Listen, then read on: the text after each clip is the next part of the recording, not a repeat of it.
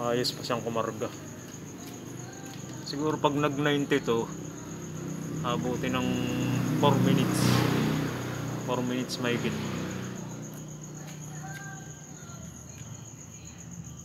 Ayan, bago na to.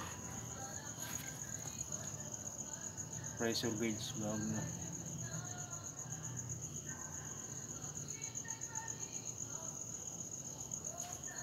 Tapos yung check valve niya, na condition ko na rin.